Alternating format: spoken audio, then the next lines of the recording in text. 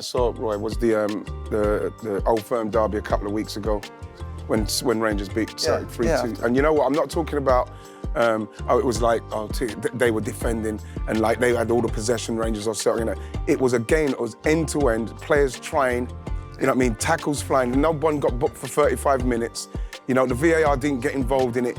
And it wasn't like, oh my God, it's Real Madrid and Barcelona. It was Celtic and Rangers, and they were going for it. And it was one of the most entertaining games I've seen for a long time. Yeah, but the situation was that Celtic already have won the league, so Rangers are going to come and have a go. I'm saying about the entertainment. Yeah, of course, that's what you want. But when we're watching games, though, our teams, like just United at the moment, or even City, more reluctant even for these clubs to go. Their focus is more about not losing than going to win. That was definitely the case on Sunday. I know it's not the case every time they play. Do you think that's the mentality why it's so boring?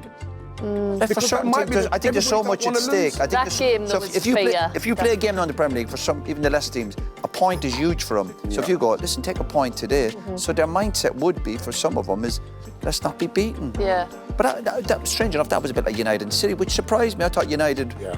But are we perceiving like City United to be this massive game because we're kind of like stuck in how they used to play, whereas now, as you say, Nottingham Forest, you're asked to... I thought it was a big game because City are still trying to get in the Champions League. Yeah. United are trying to get their fans back on side. Get some pride. Yeah, pride. Well, pride has to come. But when we played football and you were playing younger age and there was nobody at the game, you're at some stage your pride what kind of drives you on to put on a good performance. If there's one man and his dog watching, doesn't matter if there's 80,000, but I didn't see that on Sunday. Now, whether that's some of our fault, something we're sitting in the studio all day going, listen, we want goal action, of course, but when the two teams afterwards, it's like, we don't take a draw and go home, you're like... Yeah, it felt very friendly afterwards, wasn't it? Yeah. Like, whatever, when we played, maybe so, but we can only talk about our experience, but I think our mindset, and I'm going to say 99 times out of 100 was to try and win a game. There'd be certain games where you go, listen, a draw's not too bad, of course, or you have a man sent off or whatever.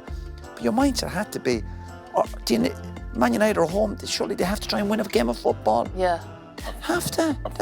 That should be in the DNA of the football club. Not to say, hold on, we're looking at next season, we got a new system, we got new...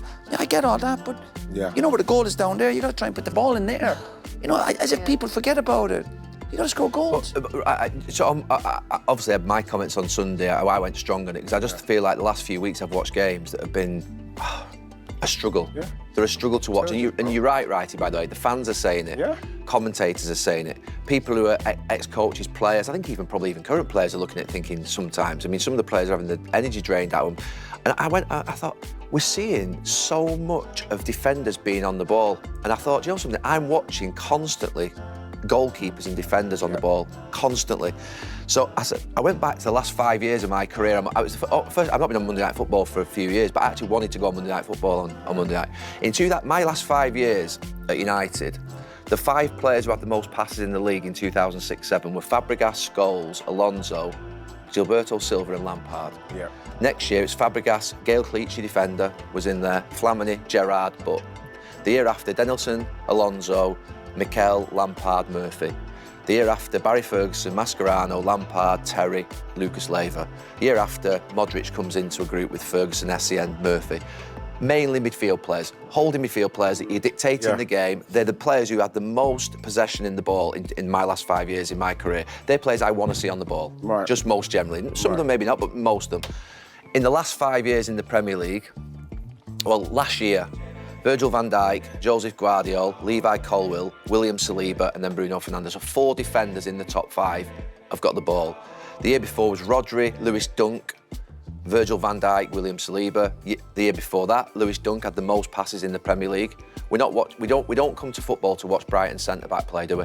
We just don't. No. Rodri again, Alexander-Arnold, Trippier, Van Dijk, 4 defenders in it again. 2021-22, Cancelo, Rodri, always in it, Rodri.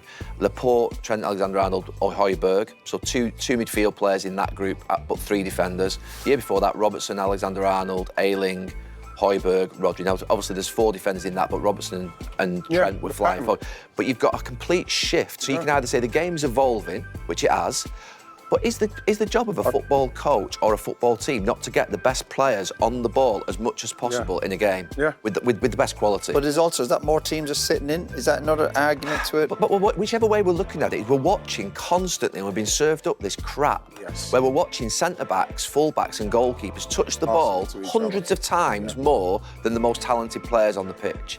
That isn't right, that. We've got to call it for what it is, because the reality is you can say the game's evolving, you can sound cynical as an ex-player, but it can't be evolving in the right way. If the least talented players on the pitch are defenders, which we are... but you mentioned Brighton there, but Brighton have been successful the last few years, so maybe that suits their way of playing. Oh, I've no doubt it suits all teams. No, I don't think it does. I don't think Southampton have been relegated. They try to play up from the back, so it doesn't necessarily suit certain teams. The bit that annoys me, if you're like City a few years ago, when they're playing up from the back, you're going, but you know what, they're biding their time, and then it's the bad teams who are doing it and getting caught. Yeah. You're going, what's the point of you? That would be my argument, because as a manager and a staff, you must sit there and go, what's the best way for us to get results? Yeah. Brighton have found a way. To be fair to Brighton have made good progress over the last few years. So if they're playing out from the back, you go, I can see why you're doing it. But Roy, I don't see why the other teams are doing it who can't. But Roy, in my last 5 years at United, that was a team that got to 3 Champions League finals and won 4 Premier Leagues. Successful team.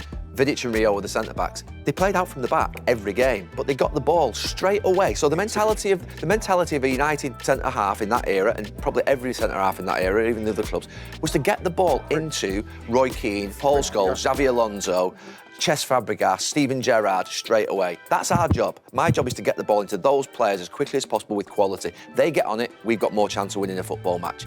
That's not what's happening here. Do you not think we used to... The goalkeeper's getting... Is the goalkeeper... When they used to play out from the back, though, even the beginning with City, it would be ball speed across the back, then into the midfield. Yeah. But now, when the weight on the ball, I hate it, and it just slows it down. Somebody comes, it's like a game of chess, and I think that's why it's just staying around the back too long. It used to be quick into your midfield. Is it because obviously Pep and the way he's come with the way he wants to play? It's weird when we mention Pep, because it's hard to criticise Pep. But it's the other coaches, foreign coaches who've come in, are they not as good? Do you reckon the quality has dropped in terms of the coaching?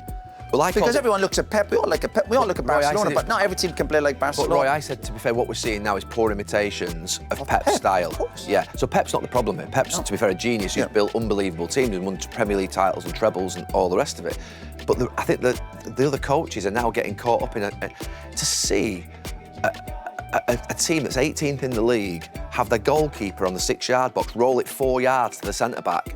I'm sorry. It's crazy. That is just crazy. We can say, look, we can sound cynical here and say that we're not evolving with the modern game, or we can just call it for what it is, which is that the best players on the pitch are not spending time on the ball. But even worse than that, wingers, what's the winger's job in football? I know it's a change slightly. Get the ball, either cross it or deliver it into the box, or play a 1-2 in, or to go past the fullback. That's their job of a winger. We've now got wingers who are frightened to death to take on fullbacks, and they're recycling it constantly back to fullbacks and centre midfield players. You can actually watch players, they run towards the defender, they stop, and then they come back that way. Yeah. And it goes like that. All the time. It's very tough. What is that? Do you think that's a fear? A fear of... Because Saka was amazing last night, just going forward, he's different. He's take the full-back on. But why are players doing that? Is it I don't know. fear? You look at, maybe they're on about... Yeah, maybe... Giving the ball away. Possessions, retaining the possession. Roy, what they're frightened to death of? They're frightened to death of giving it away. So the final third used to be the risk area of a football pitch where you could give it away. Yeah. Actually now, if you give it away in the final third, you're deemed as giving it away. Yeah. So let's say a winger gives it away by coming inside and trying to beat someone. They give it away. They're frightened about counter-attack. They're constantly in fear of the counter-attack against them and the goal being scored in their net when they're on the ball. Now I get it. You've got obviously you're defending attacks when you're defending starts when you're attacking. Obviously, that's the same when we were playing. You have to make sure